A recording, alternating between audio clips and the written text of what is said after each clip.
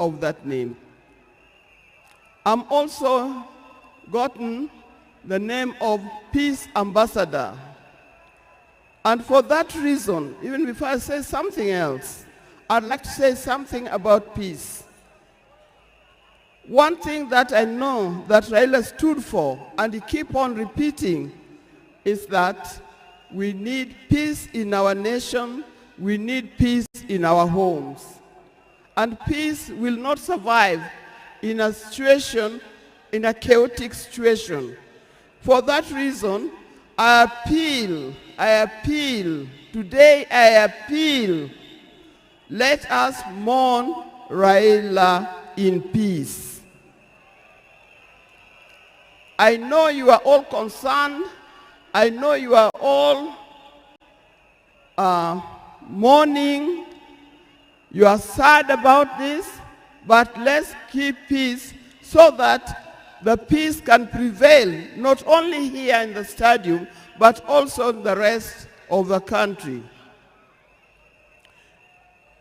Coming to talk about my dear husband, Raila Amolo Odinga.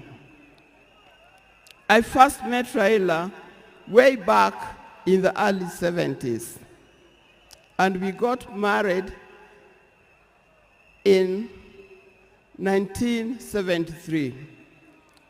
For that reason, I've lived with this man for 52 years. Many of the people that I see or who are in this stadium could have easily be our children. No wonder you call him Baba. That name did not come from nowhere, but came from the experience and the life that he has lived with and relationship that he has had with some of these people. During our union, we were blessed by 4 children. First, we had the first child was called Fidel Castro Odhiambo Odinga. When Fidel was born, I was a bit hesitant the way he gives the name. I say, why do you call him Fidel? Then he said he was a great admirer of Fidel Castro, and therefore he named his first child Fidel Castro Odinga. Later, we had the second child, Rosemary, and here again, Rose is the name of my mother, and Mary is the name of his mother. We combined the 2 names together, and we called the child Rosemary. It also has a meaning to us. When it came to the third one, and he named after his best friend and his cousin called Raila Kembo, with whom they shared the name. So we ended up with Raila Oginga Odinga. Last, there was a big gap, and I'll explain to you. Last came the 4th child. The 4th child, when I went to the hospital, and you know those mothers, you know, you end up somewhere in labor ward. And I was watching the television. And on the television, that's the time when Nelson Mandela had come out of prison. It was he's been there for 27 years. Raila also had been in prison, but that's not why we named her Winnie. And I was watching the television, I could see Nelson Mandela and Winnie Mandela holding hands as Mandela walked out of the gates of the prison. By then, I didn't know what kind of child I was going to get. But then I said, if it's a boy, we'll name him Wilson Mandela. But if it's a girl, will be Winnie Mandela. And therefore Winnie Mandela arrived. And that's the fourth child. I see when you look at this naming of the children, I know these days you can name your child anything that you want, but I'll appeal to those who are still having babies. Give your child a meaningful name, because you name them people you never saw, you never heard of, simply because it saw the name written somewhere. There's nothing wrong with giving our children the names of the people who in our lives we think are the heroes. Our life was not smooth life. There's been ups and downs. Hope, because we all have weaknesses and strengths. We learned to talk straight to one another.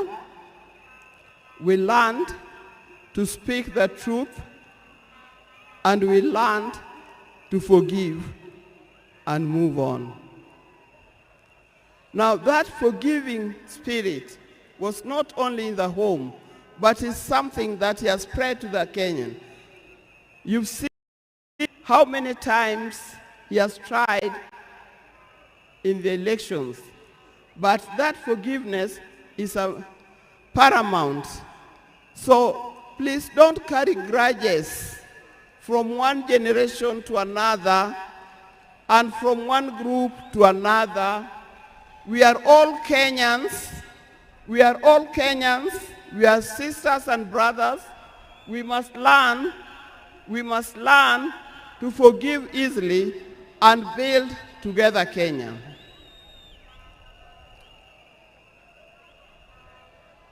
Towards the end, I'll not say everything. I would like to say everything, but time would not allow. And a span of 52 years is not a short time. I hope that when I get another opportunity on Sunday, I'll be able to say more. But one thing that he kept on repeating to me is that we must urge Kenyans,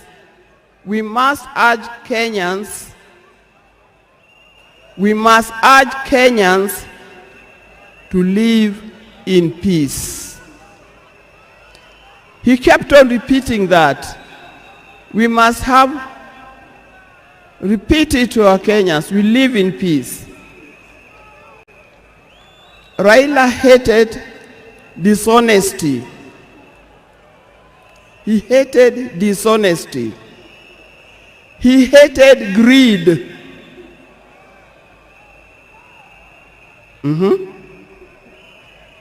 The greed that have affected the main fabric of our society. The greed that leads to stealing from the public coffers. The greed that leads to corruptions. That's the kind of thing that Raila would not have liked to see. So, you people, you Kenyans, I'll tell you more. But I thank you, those who have come and those who are watching us from other places. I thank you for standing with this family. I thank you for being here for us. And I thank you for helping us to mourn Raila. May his soul lie in eternal peace. And for the people of Kenya, I wish you well, thank you, and may God bless you. Thank you.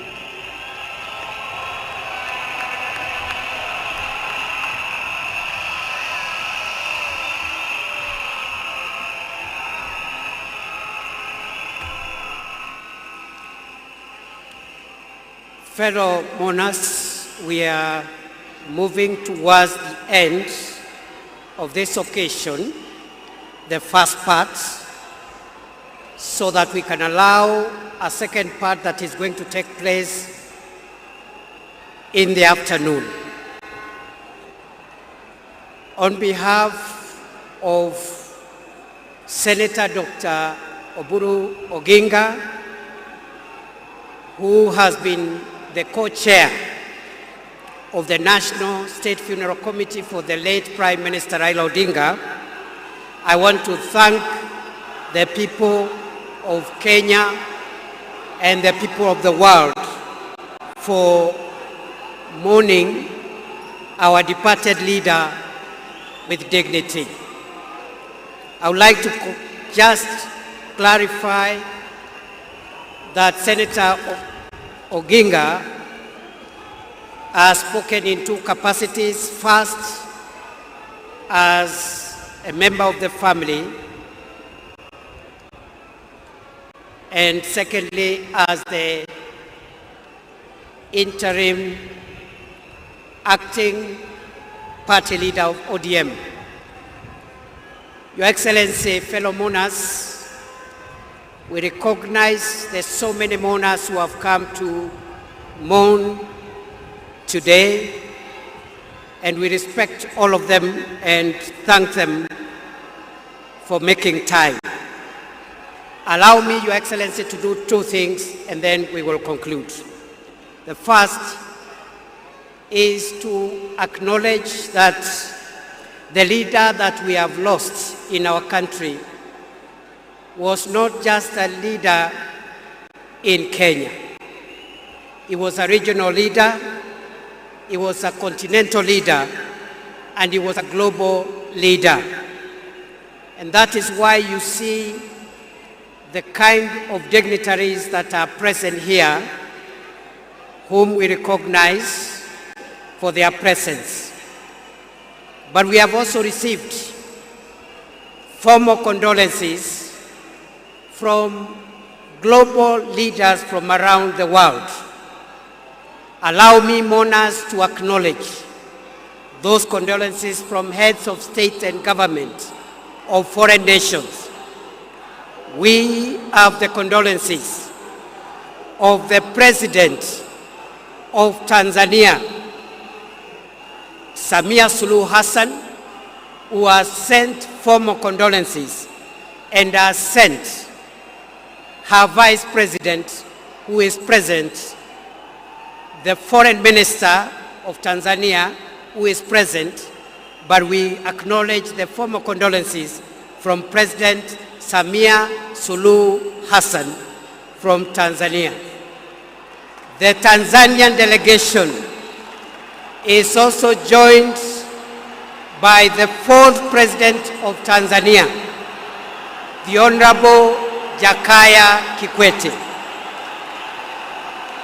We also have condolences from President Yoweri Kaguta Museveni, the President of Uganda.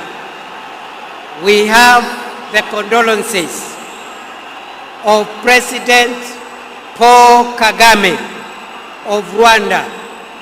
And President Kagame, in addition to the condolences, has sent the Interior Minister of Rwanda, who is present here to represent President Kagame.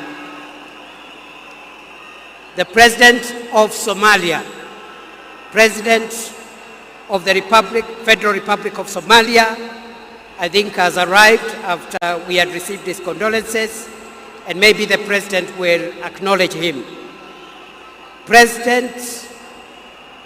The Prime Minister of Ethiopia also sent his condolences. The President of Djibouti,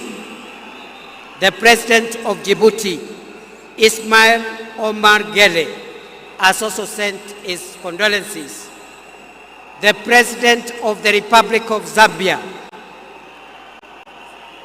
His Excellency Hakainde Hichilema, has also sent his condolences.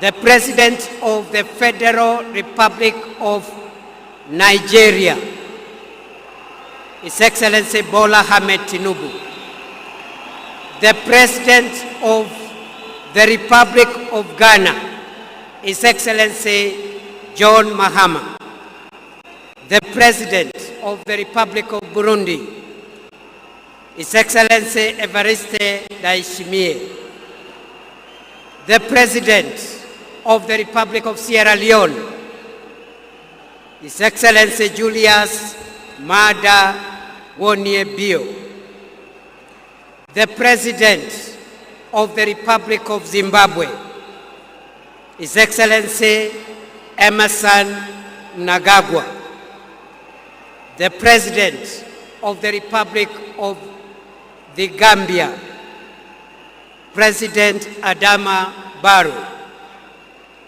the President of the Republic of South Africa, His Excellency Matamela Cyril Ramaphosa, the Prime Minister of India, His Excellency Narendra Modi, the President of the Democratic Republic of Congo, His Excellency Felix Tshisekedi. We also are in receipt of the formal condolences of the following global leaders whom I want to mention and acknowledge. The Secretary General of the United Nations, His Excellency Antonio Guterres, the Chairperson of the African Union Commission, His Excellency Mahmoud Ali Yusuf, the Head of the European Union Delegation to Kenya. We also have the condolences of the Under-Secretary General and the Executive Secretary of the United Nations Economic Commission for Africa, the Director General of the World Health Organization, Tedros Ghebreyesus, the Assistant Secretary General of the Commonwealth of Nations, the Executive Secretary of the Intergovernmental Authority on Development, Dr. Wokne, and Northern Ireland. We have the apologies of Northern Ireland.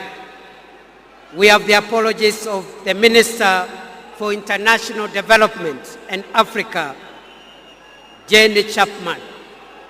Condolences from Italy through the head of mission, through the deputy head of mission of the Italian Embassy, the High Commissioner of Australia, the High Commissioner of Canada, the Ambassador of the Russian Federation, the Ambassador of the People's Republic of China, the Ambassador of the Czech Republic, the Ambassador of Switzerland, and the Ambassador of the Federal Republic of Germany.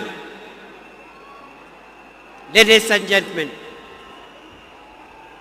we now would like to hear the condolences and the remarks from two other speakers as we close this session. Let me acknowledge all the people, fellow Kenyans who have come to join us and join together in mourning our departed leader. Let me recognize our delegation here from the state side, the arms of government, all the arms of government, and the two levels of government are represented here. We are led by His Excellency the President, William Ruto, and the First Lady. We also have our retired President. We have the speakers of the two houses, the Chief Justice, members of the Cabinet, Principal Secretaries, the military command led by the Chief of the Defense Forces. We have our governors, senators, MCAs, and the ODM fraternity. Your Excellency, Allow me to recognize, because you have permitted me to do so, in our presence, the names that were read, just for the purpose of record. The President of the Federal Republic of Somalia is here, His Excellency Sheikh Mohamud. The President of the Federal Republic of Ethiopia is here, His Excellency Taye Salesio. The Vice President of the United Republic of Tanzania, His Excellency Dr. Philip Mpango, is here. The former President, the fourth President of Tanzania, the Honorable Jakaya Mrisho Kikwete, is present. Mohamed Thabiti, Foreign Minister of Tanzania, is present. Rebecca Jadeng, Her Excellency Rebecca Nyandeng, Vice President of South Sudan, is present.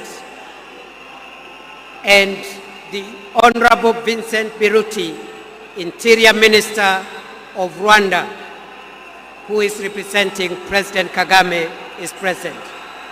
With those many remarks, allow me, fellow mourners, to request our former President, the fourth President of Kenya, Uhuru Muigai Kenyatta, to come and greet us and say pole. Mr. President.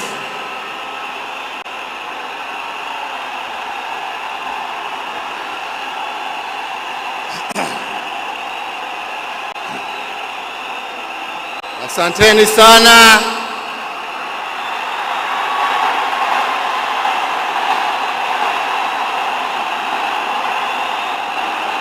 Asanteni sana.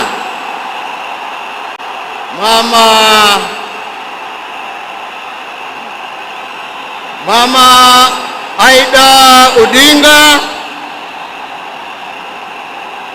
Rosemary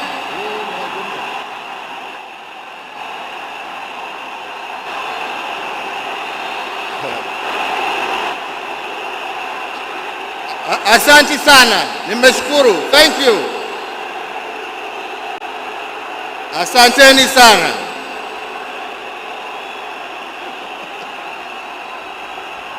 Asanteni.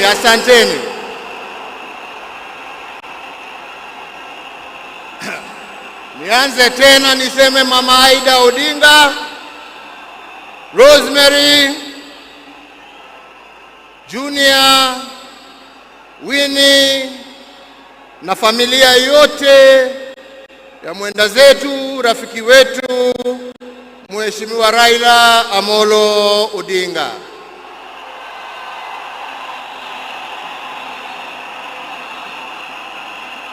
Mheshimiwa Rais wa Jamhuri ya Kenya, Mheshimiwa William Samoei Ruto na First Lady Mama Rachel Ruto, viongozi wa nchi za kigeni na majirani ambao wametutembelea kuja kuomboleza na sisi, waombolezaji wenzangu, hamjambo? Hamjambo tena. Asanteni sana. Tuko hapa pamoja kama Wakenya kusherehekea maisha ya Mkenya mwenzetu, kiongozi, rafiki yangu, lakini mimi nilimpenda kama ndugu yangu.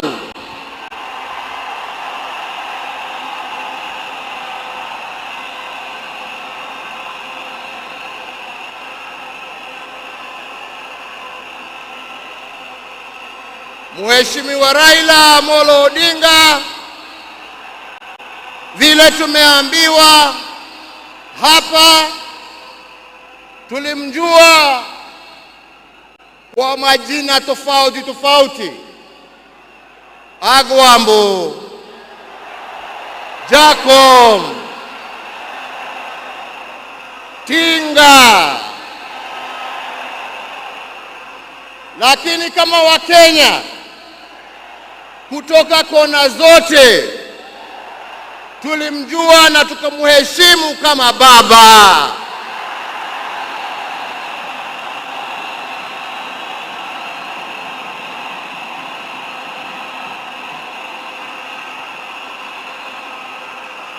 Na tulimuita baba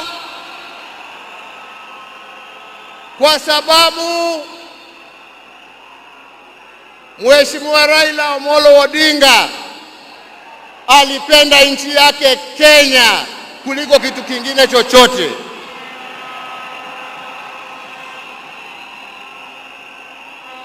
Mheshimiwa Raila Amolo Odinga alikuwa baba wa wote, hakuwa na ukabila na alipenda nchi na wananchi wa Kenya wote.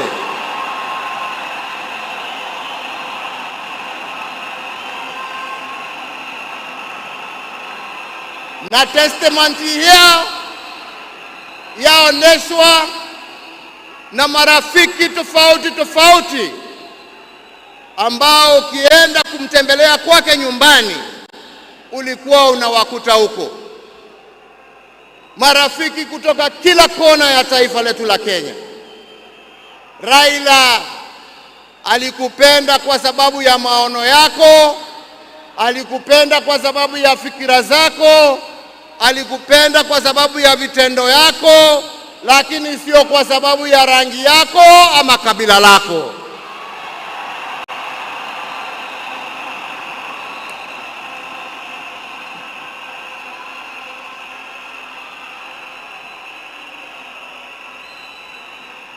Leo hii Kenya imepoteza kiongozi ambaye historia ya demokrasia katika taifa letu la Kenya haiwezi iandikwe bila la jina la Raila Amolo Odinga kuwa nambari moja.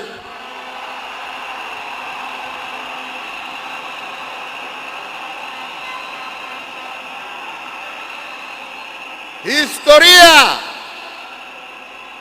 ya Kenya ya kutetea haki za kibinadamu na haki za wananchi wote haiwezi iandikwe bila jina ya Raila Amolo Odinga kuwa nambari moja.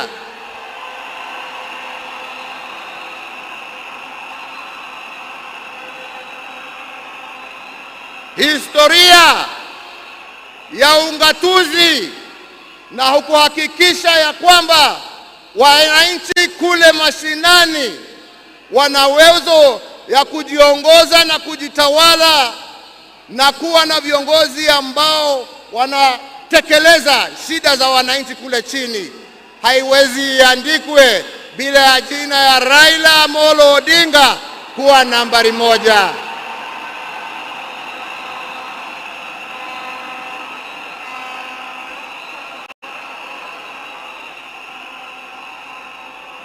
In short, nasema vipi? Nasema hivi, Raila ametuacha kimwili, lakini ndani za roho yetu, ndani ya spirit ya Kenya, ataendelea kuishi miaka na miaka tukisonga mbele.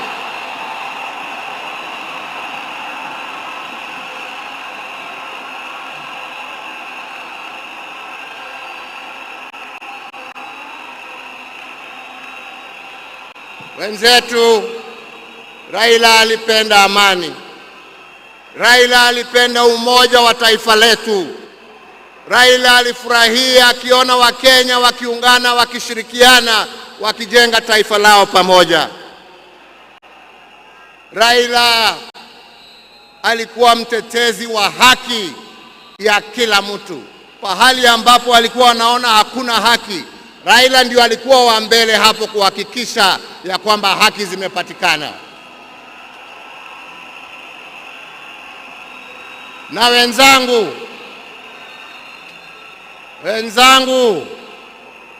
nawaambia hivi,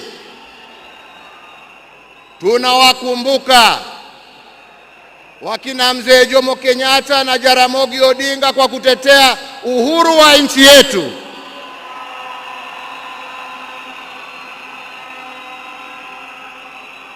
Na kila mara tukiimba wimbo wa taifa tunasema tunatalinda uhuru wetu na damu yetu na jasho yetu.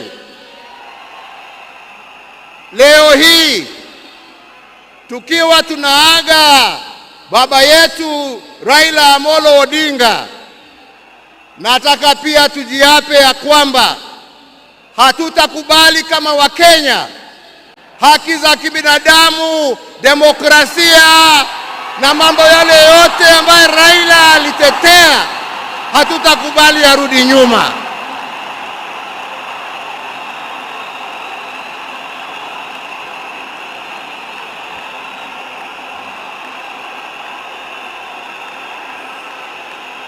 Hatutakubali arudi nyuma.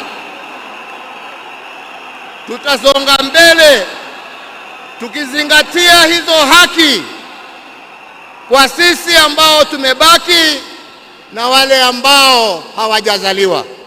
Hivyo ndivyo ndugu yetu angependa kuona, na hiyo ndio njia ya kuona legacy yake kama kiongozi wa taifa letu.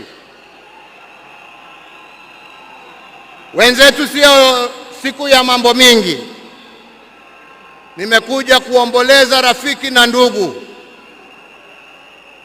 lakini siwezi nimalizie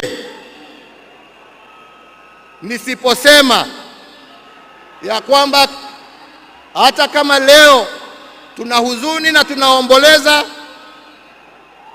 lazima kama Wakenya tuchukue nafasi hii, kwa sababu Raila hangeweza kutenda yale ambayo alitenda kama angekuwa amesimamiwa na mama nguvu wa kazi, Mama Aida Odinga,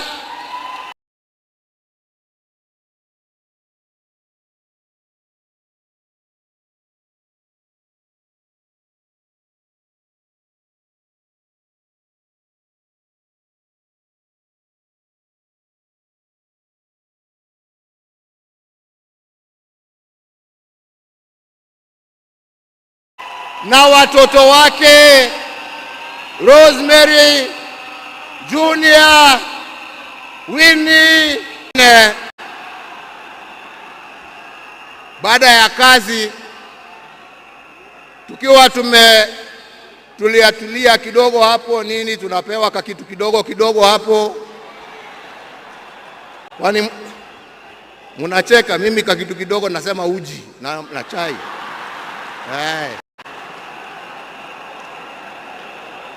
Lakini wakati tulikuwa tunapiga gumzo,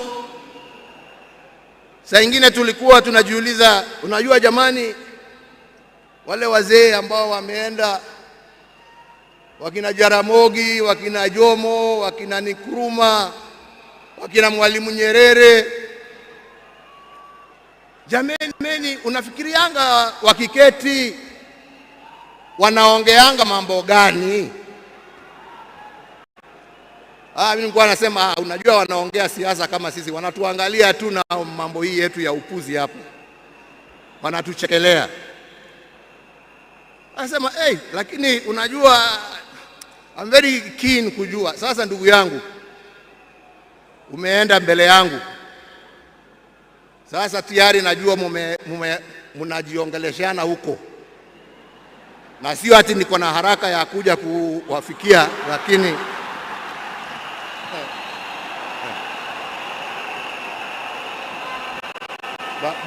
bado tunataka tutulie kidogo. Mwenyezi Mungu atusaidie, lakini najua wakati wetu ukifika utakuwa hapo kutuambia njia ya kutembea hizo mabarabara za huko.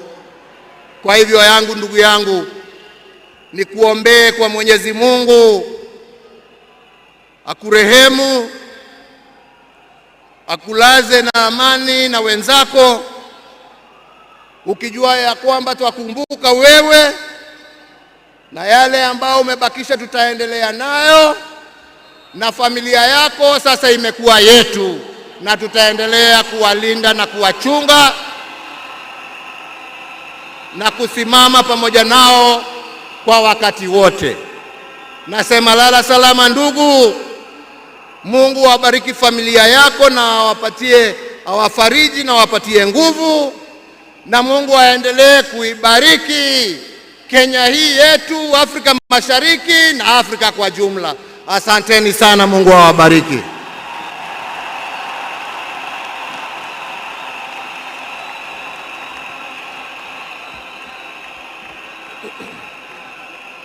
Thank you very much, Mr. President.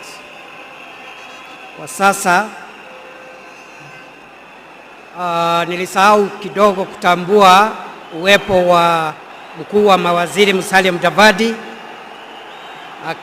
jaji mkuu Martha Koome na aliyekuwa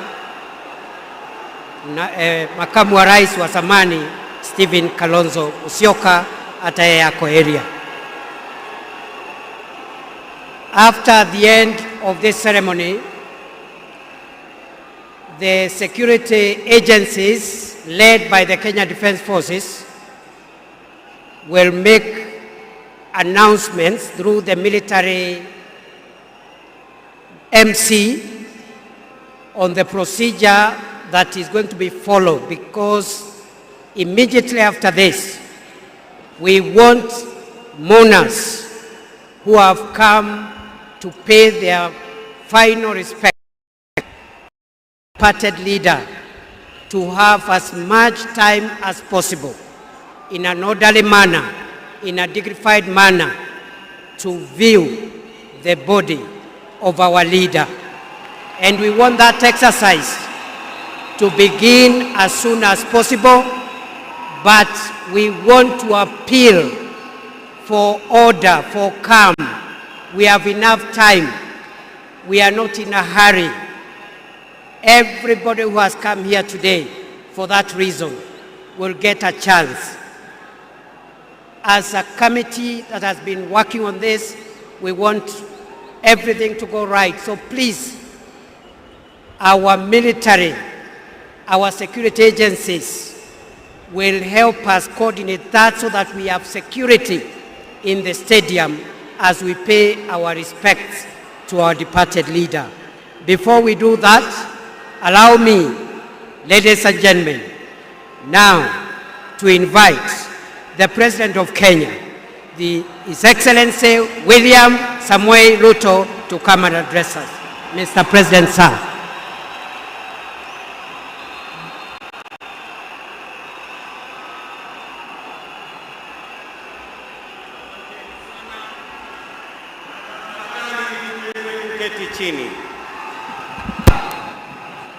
Fellow citizens, friends of Kenya from across the world, distinguished guests, ladies and gentlemen, every once in a generation there comes a leader whose impact transcends their moment, whose courage inspires change, and whose vision shapes destinies.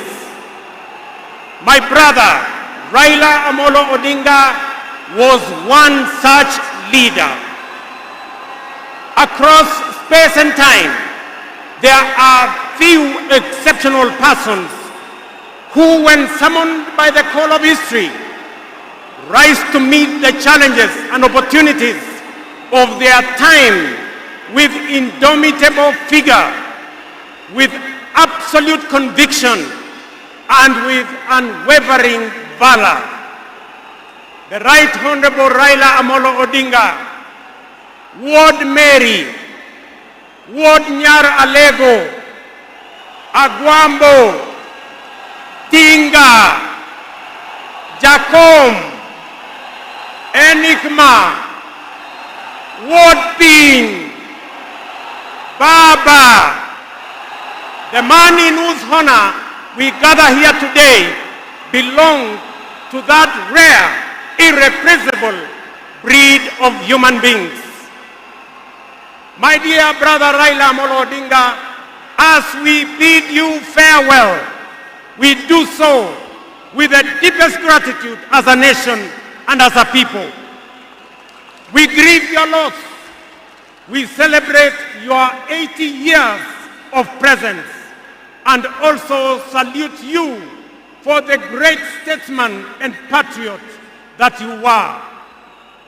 To Mama Ida and your children, Rosemary, Raila Jr., and Winnie, as well as the larger Odinga family, led by our elder brother, Senator Dr. Oburu Odinga, please accept the nation's most heartfelt condolences on this immense loss. Kenya stands with you in this moment of sorrow.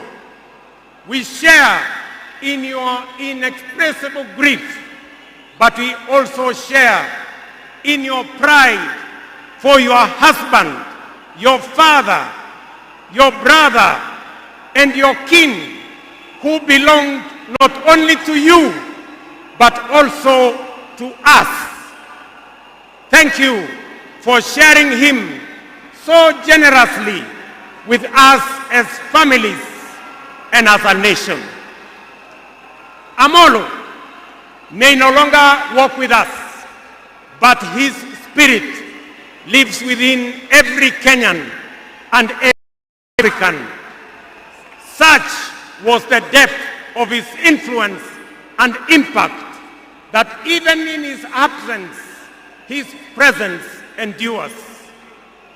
Fellow citizens, we gather here today not just to mourn the passing on of Baba, but celebrate his purpose, his vision, and his ideals.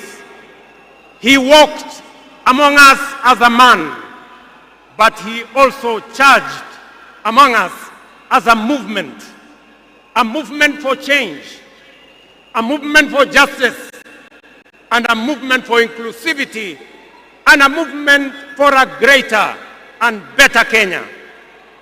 Allow me, fellow citizens, at this solemn moment, to also speak as an ordinary Kenyan, a father, a brother, and a fellow traveler in the journey of our nation's history.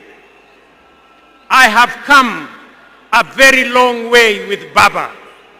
When I stood by him with the other Pentagon members at a defining moment in his and our nation's history, I neither knew that one day we would find ourselves on opposite sides, nor could I have imagined that years later he would stand by me, this time to steady the nation and to help anchor my leadership, culminating in the birth of the broad-based government.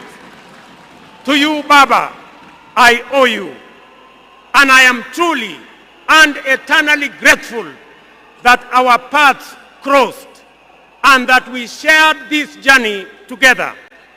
We have been both collaborators and competitors, friends and rivals, but always patriotic Kenyans, united by a dream greater than ourselves, a dream bigger than any partisan divide, a dream of a united motherland called Kenya. As I have reflected on Raila's legacy following his passing, I have entertained no doubt in my mind that history will judge him fairly and kindly, because whenever the nation needed him to rise above self, he always did unreservedly. Whenever Kenya needed reason, he became the voice of reason courageously. And whenever the country needed a hand of reconciliation, he offered it without hesitation. Perhaps one of the greatest lessons he taught us was this: in the noble task of statecraft and nation building, there is room for all of us, competitors and collaborators, rivals and allies, bound together by one higher purpose, the greater good of our republic. Fellow citizens, those who worked closely with the Honorable Raila Amolo Odinga know that he was irrevocably stubborn in his vision for a just, prosperous, and united Kenya, a nation where opportunity belonged to all and justice favors none. In Tinga, Kenya found a reformer, a moral compass, a reconciler. He proved that progress demands both courage and patience, that we must be stubborn on the vision, but agile on the details, adjusting our means, our plans, and our strategies, but never compromising our mission.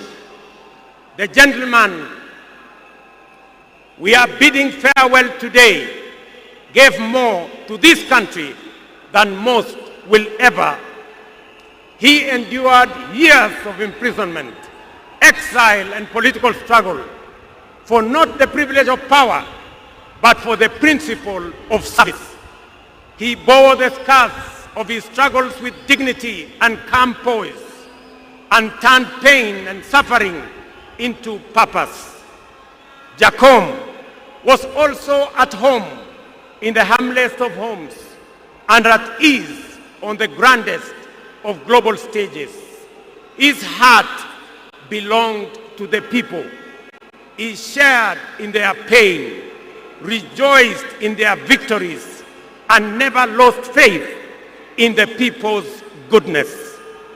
Fellow monarchs, one of the Honorable Raila Odinga's favorite songs was Jamaica, Farewell by Harry Belafonte, a melody of longing and gentle sorrow.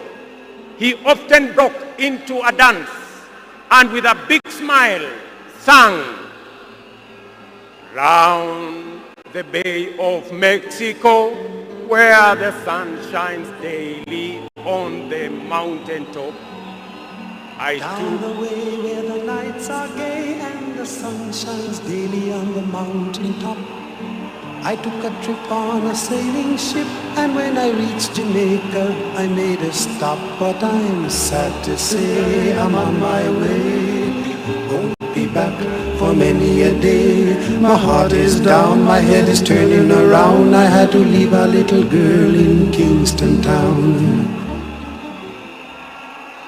Thank you very much.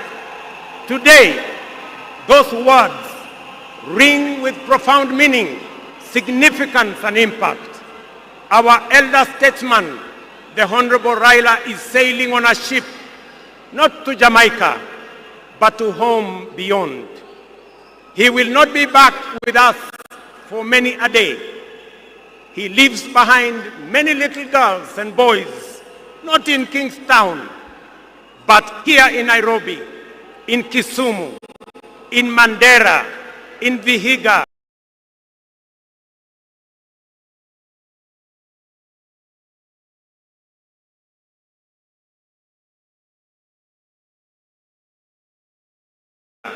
in Mombasa, in Kakamega, in Wajir, and in every village and valley across our land. Baba has finished his race. He has kept the faith. He has served his people and humanity. It is our solemn prayer to the Almighty God that the soil of the land which Honorable Raila so tirelessly served shall embrace him with grace, that the nation he sacrificed for shall eternally cherish his memory, and that the people for whom he fought for shall carry his dream forward. Ladies and gentlemen, fellow citizens, when a man of the stature of Baba, a towering patriot, a relentless reformer, a visionary statesman, and a selfless servant of the people departs from among us, when a mighty bongo tree falls among us, we are left in awe of a life so immense in purpose and impact. And in that quiet moment of both boundless gratitude and unfathomable grief, we are rightly bound to ask, from where shall another like him rise? Ladies and gentlemen, there was and there can only be one Raila Amolo Odinga, a man of great courage, a man that made sacrifices, and a man who had a big heart to forgive even when he was wrong. May the Almighty God comfort his family, and may the soul of the Right Honorable Raila Amolo Odinga rest in eternal peace. Asanteni sana na Mungu atubariki sisi zote, and God bless our great nation. Thank you very much, and I want to thank all the dignitaries who have come to condole with us. Asanteni sana, tutaona mbele katika safari ya kumpumzisha huyu shujaa kiongozi wetu Raila Amolo Odinga. Asanteni.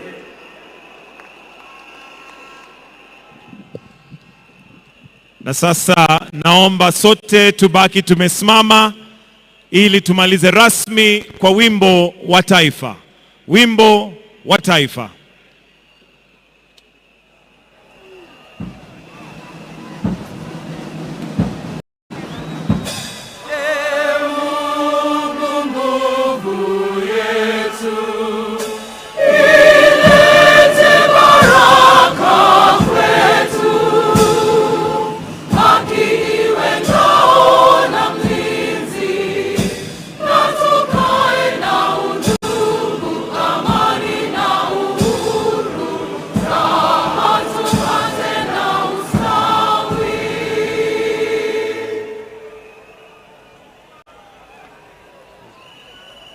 Na kwa sasa naomba tafadhali tuweze kuketi na kutulia ili tuelekezwe vile tutakavyoona mwili. Lakini kwa sasa, for the exit protocol, we'll have His Excellency the President Dr. William Samoei Ruto together with Her Excellency the First Lady to progress and leave.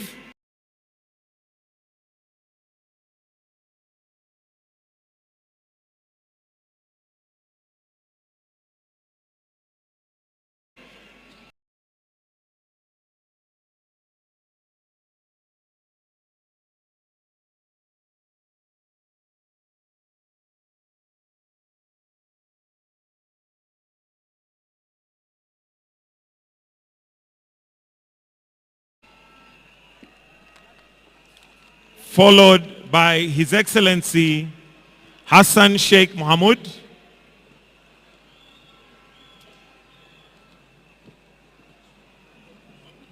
basi alivyosema mwenzangu ni kwamba wananchi wazalendo tutaweza kupewa fursa ya kutazama mwili wa mwenda zake.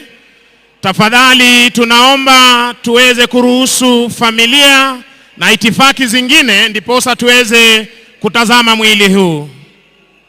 We'll also have His Excellency President Uhuru Kenyatta to exit, followed by His Excellency the Deputy President. The rest, we are kindly requested to relax kidogo ili karibu. Asante sana wenzangu. Waziri Mkuu wa taifa letu la Kenya, Mheshimiwa Raila Amolo Odinga, na wanajeshi wako hapa ange kuwaomba wananchi kwamba tuna muda hadi hata ikifika saa ngapi mtaweza kutazama. Tunaomba tu taratibu wa kutazama mwili huu tafadhali. Basi viongozi wetu wa kidini tutaomba muweze kuongoza familia waweze kuondoka ili sherehe zingine zitakazoongozwa na jeshi letu za kutazama mwili ziweze kuendelea.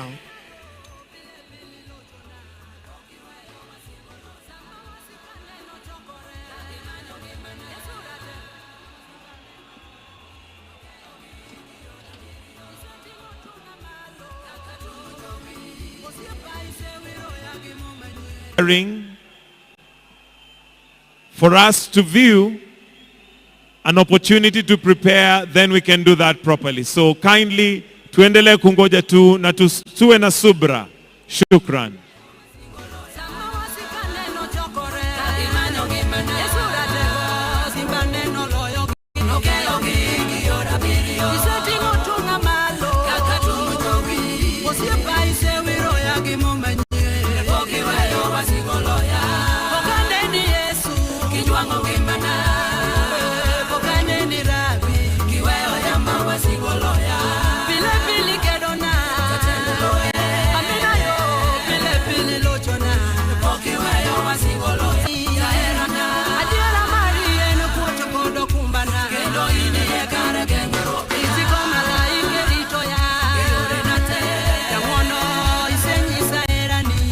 Kiweyo masigolo